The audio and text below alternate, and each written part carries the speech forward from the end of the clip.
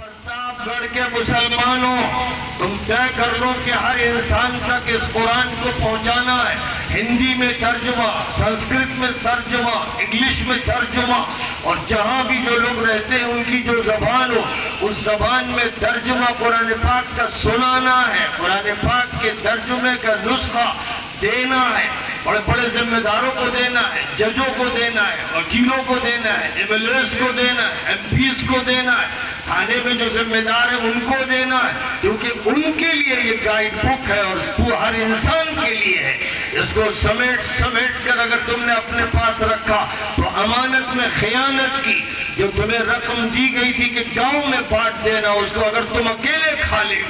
تم نے اکیلے کھا لیا، یا جو بھی رقم سرکار کی طرف سے منظور کی گئی روڈ بنانے کے لیے، پل بنانے کے لیے، کوئی کام قوم کے لیے کرنے کی خاطر، اور اسی شخص نے غبن کیا، اس ساری رقم کو کھا لیا، تو وہ مجرم، خبیث، خائن ایک ایسا انسان ہے جس کی جگہ جیل ہے، اور وہ پوری رقم اس سے واپس لی جانی چاہیے۔ بالکل اسی طرح یاد رکھو کہ خدا تعالیٰ نے جو امانت قرآن کی شکل میں تم کو دی ہے،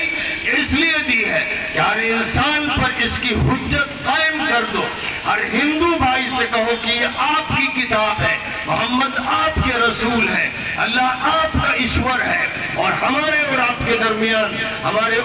درمیان آدم اور حوا جو سب سے پہلے دو انسان و مرد و عورت تھے، ہم اور آپ ان کے اس رشتے سے بھائی ہیں۔ ہماری عورتیں بہن اور بہن ہیں، ہمارے درمیان یہ خاندانی رشتہ ہے، اور پھر ہمارے درمیان ایمانی رشتہ ہے، ہمارے درمیان ایشور اور اللہ کی بنیاد پر رشتہ ہے، ہمارے درمیان پروفٹ اور میسنجر کی بنیاد پر رشتہ ہے، ہمارے اور آپ کے درمیان لاس بک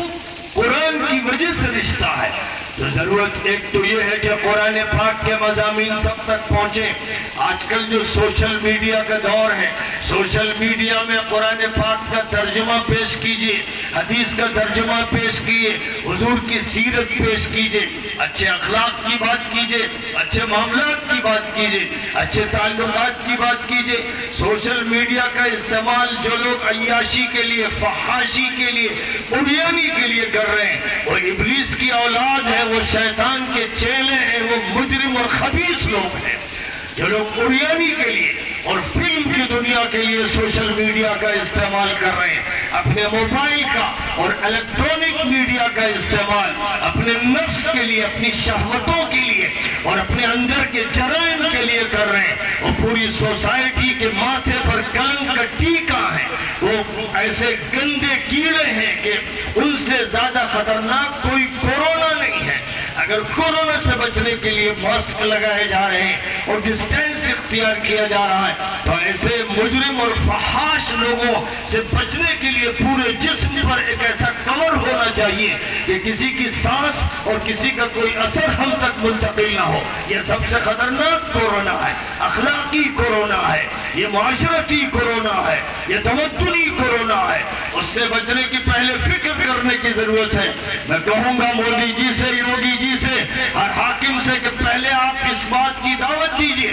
مطالبہ کیجئے کہ جو اخلاقی کورونا ہے اس سے بچنے کا اہتمام کیجئے۔ جسم کے کورونا سے بچنے کا کام بعد کے لیے ہے، پہلے وہ خطرناک کورونا وہ